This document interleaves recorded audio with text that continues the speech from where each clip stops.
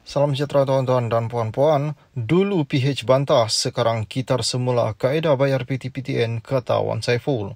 Wan Saiful Wanjan PN Tasik Gelogor menyindir kerajaan berhubung cadangan kaedah pembayaran balik pinjaman Perbadanan Tabung Pendidikan Tinggi Nasional melalui kaedah income contingent loan seperti diumum Perdana Menteri Anwar Ibrahim.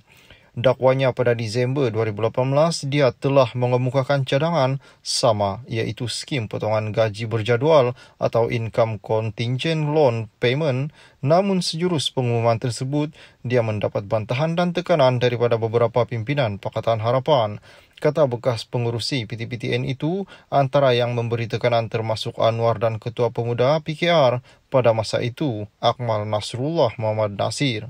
Anwar dan Akmal membantah dan memberikan tekanan kepada saya kerana tidak bersetuju dengan skim ICLR yang saya umumkan, katanya pada sidang media di Parlimen. Kata Wan Saiful, Akmal ketika itu meminta agar pelaksanaan skim ICLR itu ditangguhkan manakala Anwar dikatakan mahu menghantar nota berkaitan keresahan beberapa peminjam kepada Menteri Pendidikan dan pengurusi PTPTN.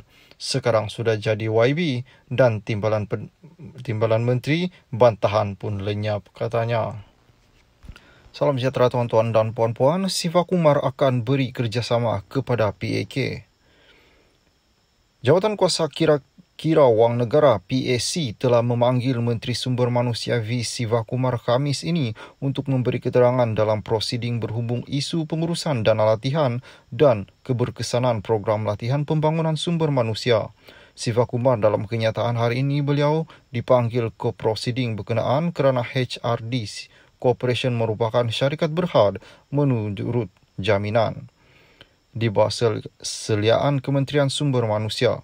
Beliau berkata adalah wajar baginya memberi keterangan kepada PAC berhubung beberapa prosedur dan operasi HRD Corp yang akan membantu dalam proses siasatan berkenaan.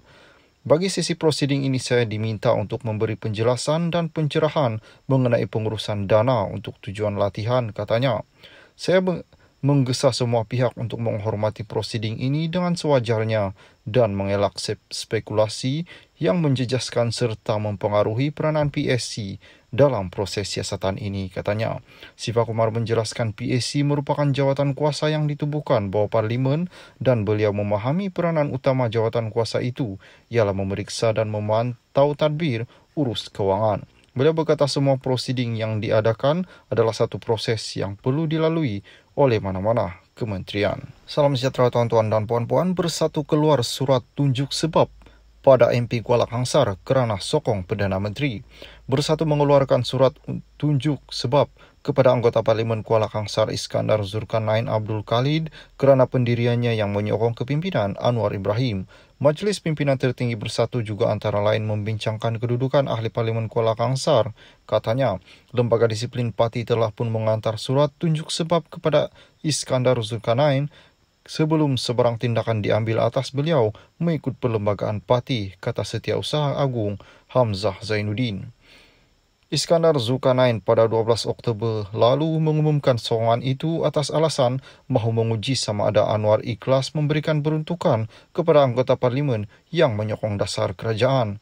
Sehari selepas Hamzah mendakwa Iskandar Zulkarnain diugut oleh pegawai SPRM, tuduhan itu bagaimanapun dinafikan Badan Pencegahan Rasuah itu. Ketua Polis Negara Razaruddin Hussain juga semalam berkata tiada laporan diterima berhubung dakwaan ugutan terhadap Iskandar Zulkarnain. Sejak pengumuman mengejutkan itu, Iskandar langsung tidak menghadiri sidang media Parlimen termasuk ketika Anwar membentangkan belanjawan 2024 pada. Salam sejahtera tuan-tuan dan puan-puan yang dihormati dan dikasihi. Boikot APEC terlalu awal untuk kerajaan putuskan, kata Perdana Menteri.